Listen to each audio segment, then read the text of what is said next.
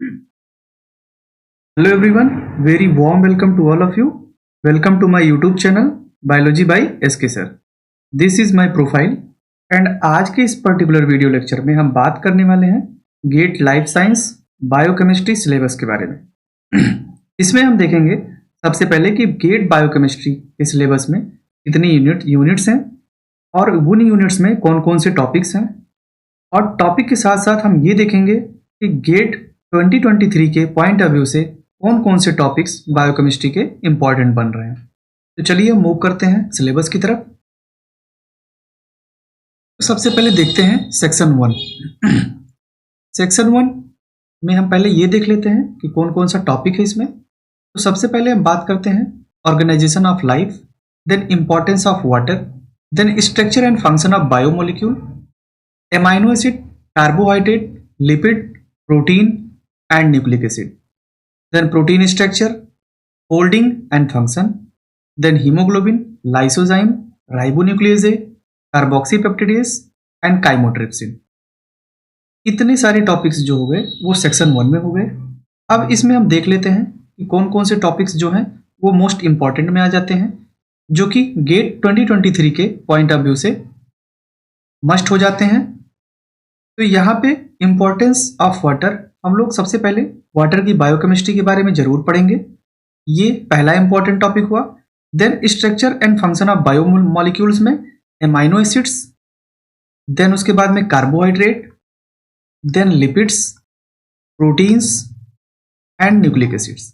ये 5 टॉपिक्स जो हैं जो कि बायोमोलिक्यूल्स में आ जाते हैं, amino acid, carbohydrate, lipid, protein and nucleic acid. ये पांचों पॉइंट्स जो होते हैं वो इंपॉर्टेंट हो जाते हैं गेट के पॉइंट ऑफ व्यू से। देन प्रोटीन की स्ट्रक्चर, ये भी एक इंपॉर्टेंट पॉइंट में हो जाएगा, एंड प्रोटीन का फंक्शन। देन उसके बाद में ये सारे टॉपिक्स जो ये स्टार मार्क किए हैं ये मोस्ट इंपॉर्टेंट टॉपिक हो जाते हैं, मोस्ट इंपॉर्टेंट टॉपिक। देन उसके बाद में haemoglobin, lysozyme, ribonuclease, carboxypeptidase and chymotrypsin, इनके बारे में भी हम पढ़ेंगे, लेकिन इनके बारे में हम बहुत ही स्पेसिफिक पढ़ेंगे। ये भी पॉइंट्स इंपॉर्टेंट हैं, लेकिन डिटेल में हमको इन सब पॉइंट्स को जो कि हमने स्टार मार्क किया है उसको हमको पढ़ना होगा। तो ये रही बात सेक्शन 1 की। अब हम मूव करते हैं सेक्शन 2 की तरफ। तो सेक्शन 2 में जैसा कि हम देख पा रहे हैं, सेक्शन 2 के टॉपिक्स जो कि enzymes and kinetics including it's regulation and inhibition, then vitamins and coenzymes, metabolisms and bioenergetics, generation and utilization of ATP, metabolic pathways and their regulation, glycolysis, TCA cycle, pentose phosphate pathway, oxidative phosphorylation, then gluconeogenesis, glycogen and fatty acid metabolism, metabolism of nitrogen containing compounds, then nitrogen fixation, amino acids and nucleotides, then photosynthesis में Calvin cycle.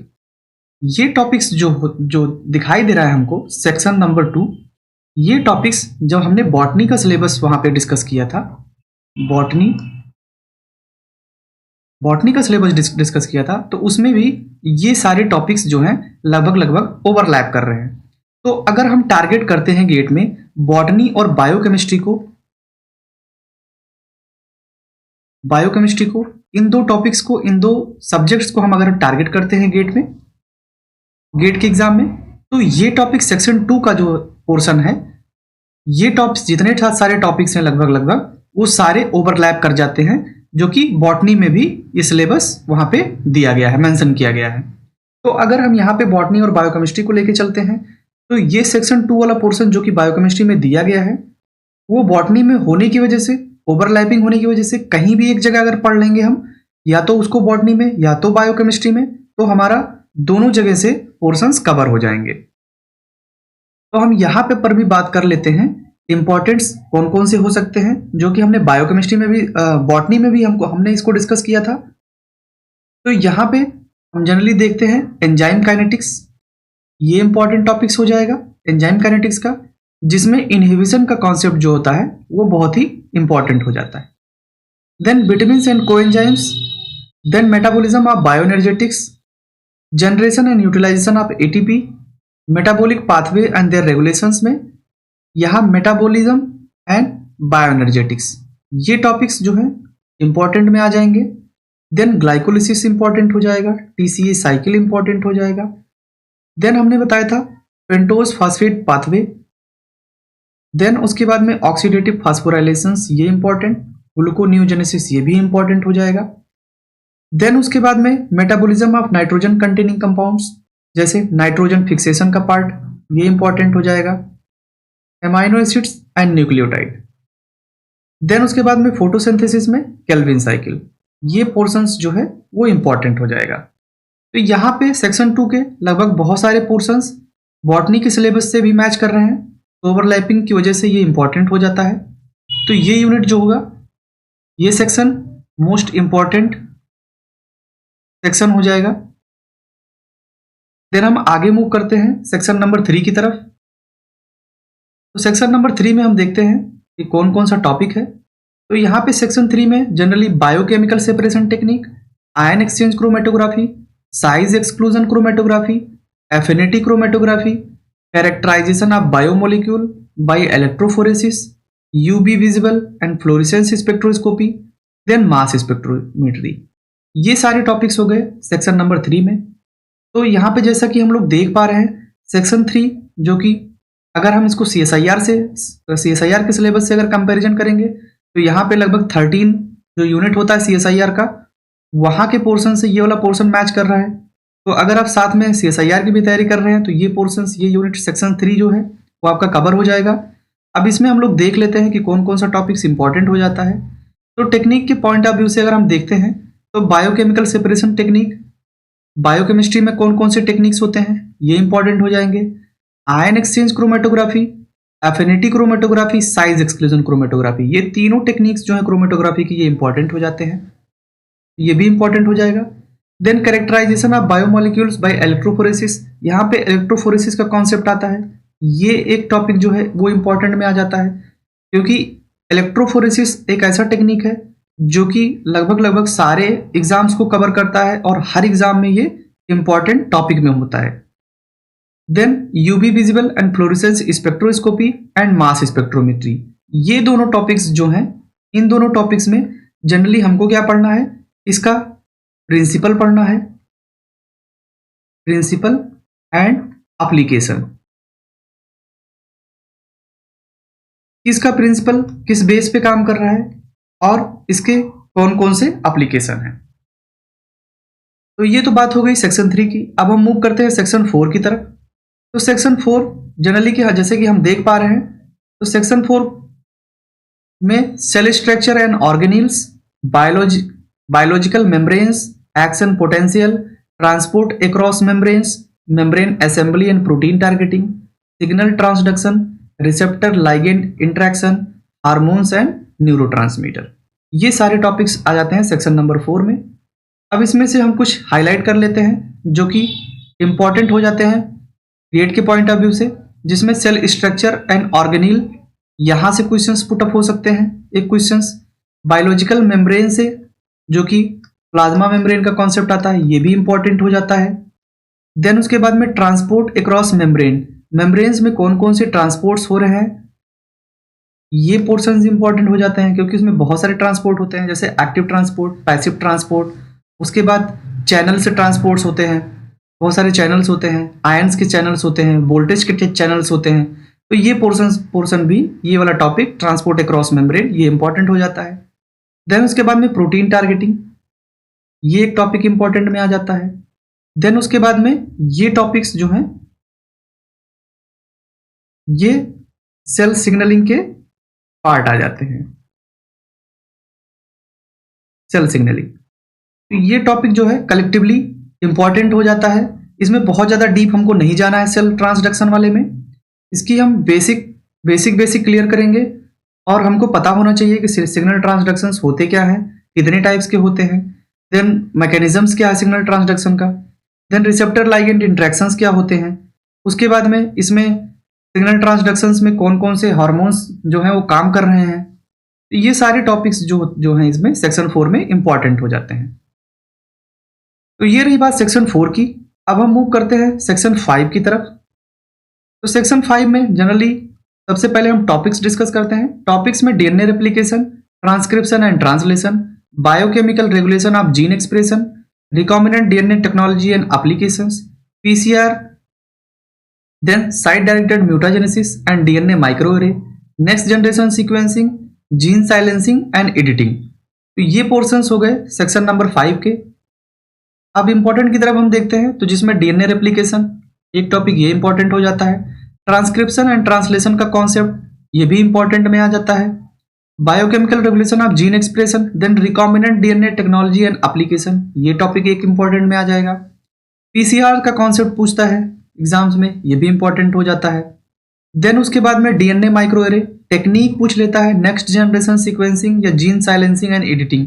ये सारे topics जो है यहाँ के topics ये पूछ लिए जाते हैं कि ये टेक्निक्स जो है वो किस चीज में यूज किया जाता है, किसके लिए ये टेक्निक्स बना हुआ है।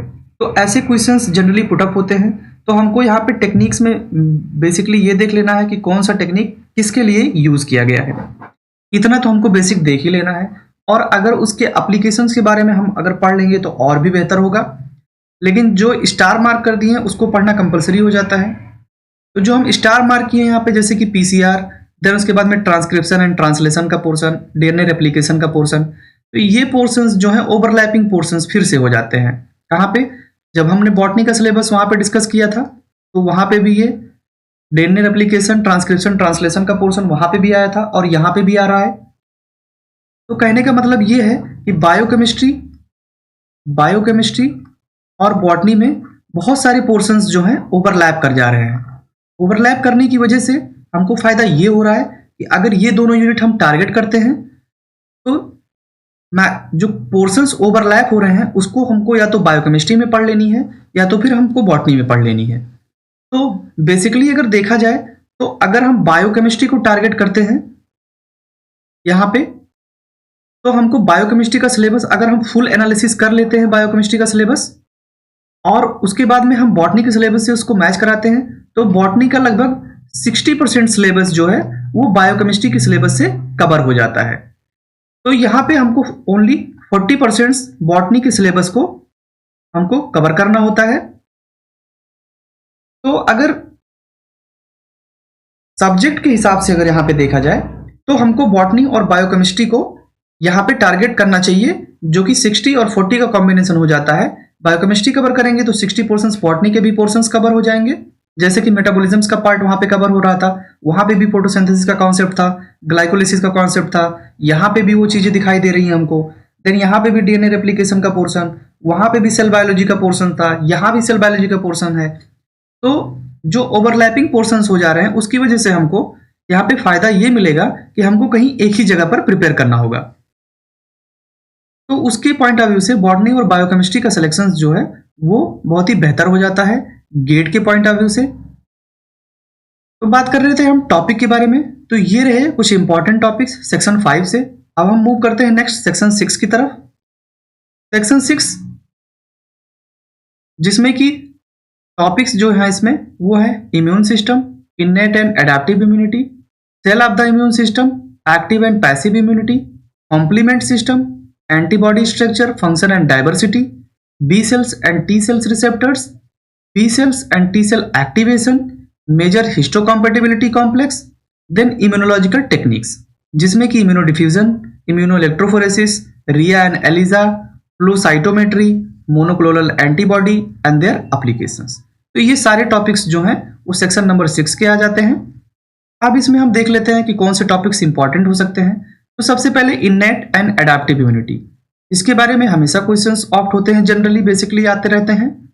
उसके बाद में active and passive immunity, what is active immunity and what is passive immunity. Then उसके बाद में कॉम्प्लीमेंट सिस्टम से क्वेश्चंस बनते हैं।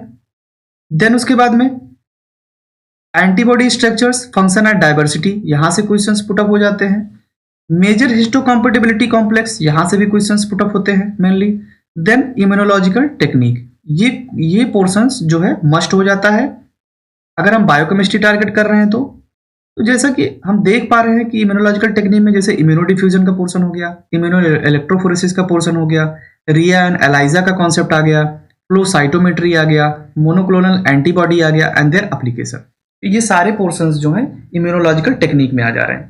तो जैसा कि हमने पहले ही बताया कि टेक्निक में हमको बेसिकली देखना क्या है, सबसे पहले उसका एप्लीकेशन देखना है।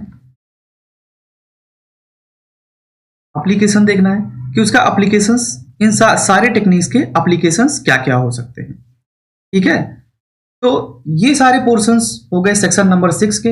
अगर हम सेक्शन नंबर 6 की बात करें तो एक अनदर टॉपिक, अगर हम गेट में अगर हम 3 कॉम्बिनेशंस, जैसा कि हमने कॉम्बिनेशन वाले वीडियो में बात किया था कि botany then biochemistry and zoology, अगर हम तीनों को साथ में लेके प्रिपेयर करते हैं तो हमारे लिए बेहतर ये होता है कि एग्जाम्स में कभी बॉटनी का पोर्शंस अच्छा आ जाता है तो कभी जूलॉजी का पोर्शंस अच्छा आ जाता है। तो कहने का मतलब ये है कि कोई टॉपिक्स अगर इसमें से टफ हमको दिखाई दे रहा है तो कोई 2 हम बेसिकली टारगेट कर लेंगे। तो अगर हम बीच में बायोकेमिस्ट्री को प्रिपेयर करते हैं तो बायोकेमिस्ट्री के जो पोर्शंस हैं वो लगभग 60% जो सिलेबस है वो कवर हो जाता है जूलॉजी में भी, और वही पोर्शंस कवर हो जाते हैं बॉटनी में भी।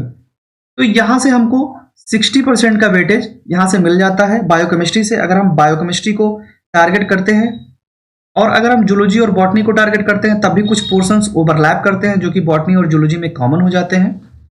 तो यहां से कहने का मतलब ये है कि अगर हम बायोकेमिस्ट्री को साथ में लेके चलते हैं और बॉटनी और जूलॉजी को लेके चलते हैं तो तीनों में कुछ कुछ कॉन्सेप्ट्स जो हैं वो कॉमन हो जाते हैं, लेकिन अलग अलग से जो पढ़ना है वो जनरली 40% इसमें देन 40% इसमें, ये अलग हो जाते हैं। तो हम अपने चॉइस के पॉइंट ऑफ व्यू से चलेंगे कि हमको बॉटनी बायोकेमिस्ट्री लेके चलनी है, या हमको बायोकेमिस्ट्री जूलॉजी लेके चलनी है, या हमको बॉटनी जूलॉजी लेके चलनी है। तो उस हिसाब से हमको प्रिपेयर करना होगा। और अगर हम इन तीनों को लेकर के साथ में चलते हैं तो सबसे पहले हमको ये देखना होगा कि तीनों में कौन कौन से सिलेबस के पोर्शंस जो हैं वो ओवरलैप कर रहे हैं, उनको हमको केवल एक ही बार पढ़ना है, बाकी पोर्शंस को हम अलग से डिस्कस कर लेंगे। तो ये रही स्ट्रेटजी की बात कि हमको साथ में लेके चलना है तो कितने पोर्शंस कवर हो रहे हैं, ये सारी स्ट्रेटजी में आ जाती है। हम बात कर रहे हैं सिलेबस, तो ये हो गए सारे पार्ट सेक्शन नंबर 6 के। देन उसके बाद में यहां सेक्शन नंबर 6 टोटल मिला करके हो जा रहा है यहाँ पे खत्म सिलेबस। तो अगले पार्ट में हम डिस्कस करेंगे जूलॉजी का syllabus, zoology GATE life science का सिलेबस डिस्कस करेंगे। तो अगर ये वीडियो पसंद आया है तो प्लीज लाइक कीजिए, इनफैक्ट आप अपने दोस्तों को भी शेयर कर सकते हैं, and don't forget to subscribe my YouTube channel biology by SK sir. Thank you so much.